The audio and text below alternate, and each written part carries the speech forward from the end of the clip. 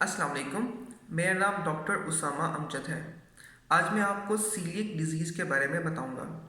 Coeliac disease को gluten sensitive enteropathy भी कहा जाता है और आम ज़ुबान में इसे गंदम से एलर्जी की बीमारी कहते हैं। सीलिएक डिज़ीज़ बेसिकली क्या है? सीलिएक डिज़ीज़ में इंसान को ग्लूटेन नाम के एक सब्सटेंस से एलर्जी होती है। ग्लूटेन किन चीज़ों में पाया जाता है? ग्लूटेन गंदम, जौ, जावदार में पाया जाता है। इसके अलावा जेई के अंदर भी ग्लूटेन से मिलता जुलता मादा मौजूद होता है। लिहाजा जिन लोगों को ग्लूटेन सेंसिटिव एंटेरोपैथी यानी कि सीलिएक डिजीज़ होती है, उन्हें गंदम, जौ, जावदार और जई यानी कि wheat, barley, rye and oats, इनसे परहेज़ करना पड़ता है।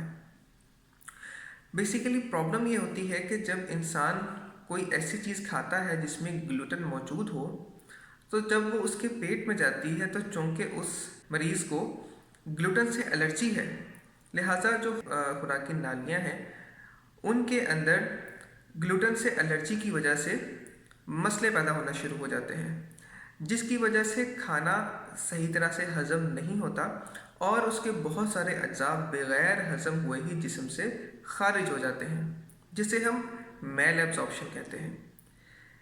इसकी वजह से मरीज़ को लूज़ मोशन लग जाते हैं, बाज़ मरीज़ों को कब्ज़ हो जाती है।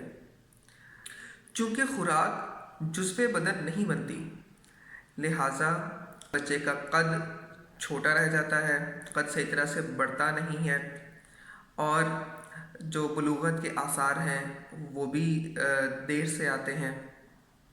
इसी तरह आयरन की कमी हो जाती है और खून की कमी हो जाती है और इन बच्चों को स्किन के ऊपर रैश भी डेवलप हो सकता है। सीलिएक डिजीज़ वाले मरीज़ों को शुगर और गिलड़ की बीमारी का भी रिस्क होता है, लिहाजा इन मरीज़ों के शुगर और गिलड़ की बीमारी के टेस्ट भी किए जाते हैं। अब ये बीमारी किसको होती है और क्यों होती है?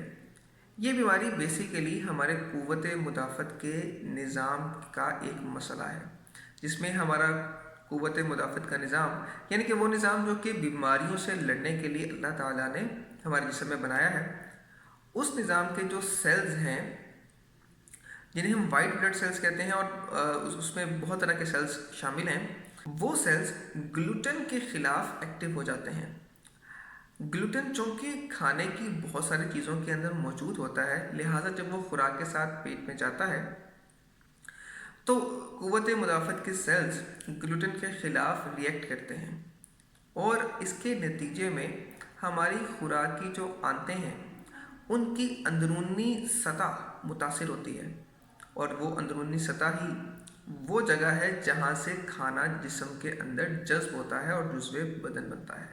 लिहाजा इस वजह से खुराक जुज़्वे बदन नहीं बनती, बल्कि बग़ैर सही तरह से हज़म हुए पखाने के ज़रिए निकल जाती है।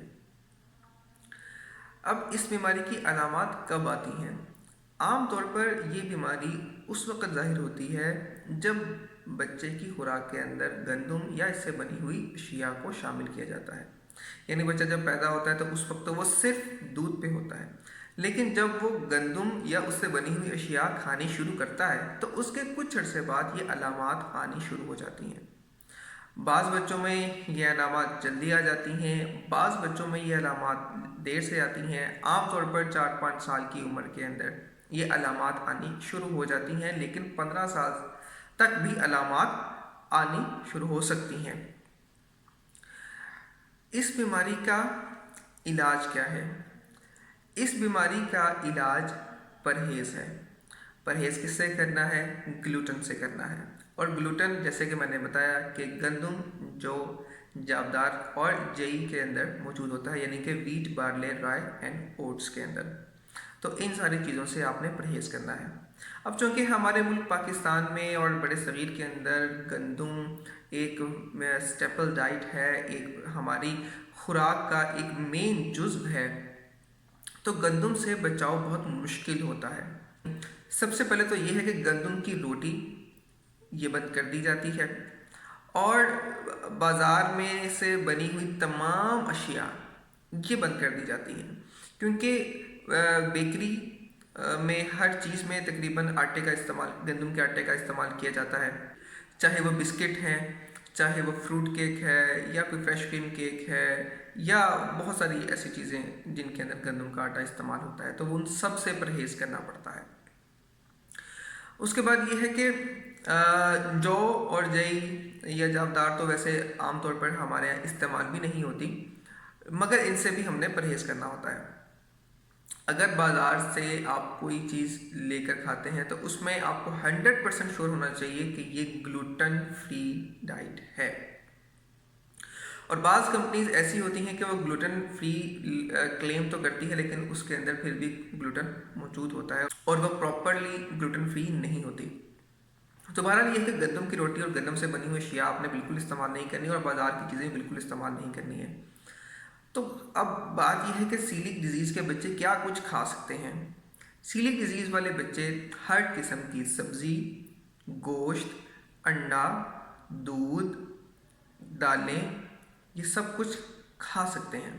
صرف گندم، جو، جئی اور جابدار استعمال نہیں کر سکتے۔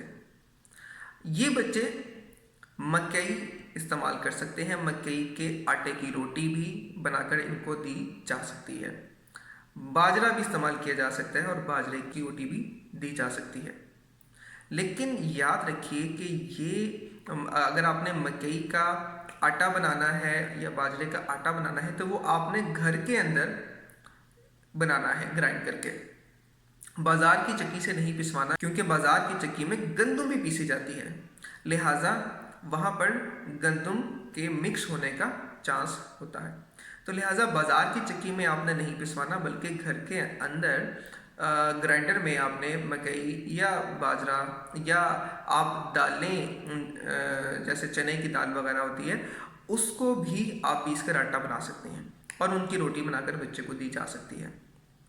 اس کے علاوہ گلوٹن فری آٹا بھی مارکیٹ میں اویلیبل ہوتا ہے، اور اس میں آپ کو یہ میک شور کرنا ہے کہ وہ واقعی میں گلوٹن فری ہو، تبھی آپ اپنے بچے کو دیں گے۔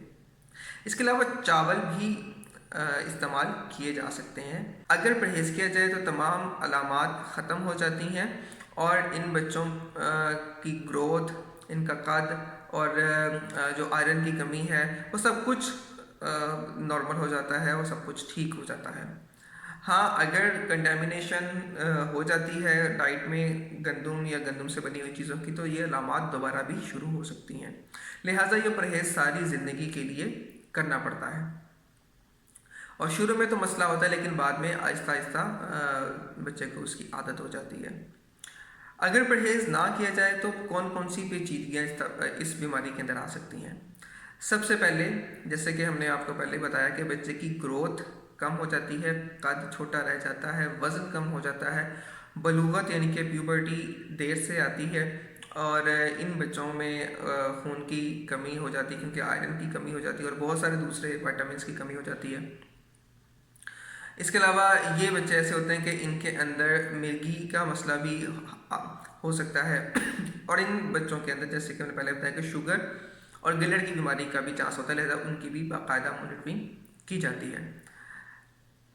لیکن سیلک ڈیزیز کے بچے وہ عام بچوں کی طرح زندگی گزار سکتے ہیں اور بالکل انہی کی طرح یہ اپنی پڑھائی اور اپنے پروفیشنل لائف کے اندر ایکسل کر سکتے ہیں۔ تو یہ رہی آج کی ویڈیو جس کے اندر آج ہم نے سیلک ڈیزیز کیوں ہوتی ہے اور اس کی علامات اور اس کا علاج اور اس کی پیچیدگیوں کے بارے میں آپ کو بتایا۔ اپنے بچوں کا اور اپنی صحت کا خاص خیال رکھیے۔ اللہ تعالی ہم سب کا حامی و ناصر ہو۔ اللہ حافظ۔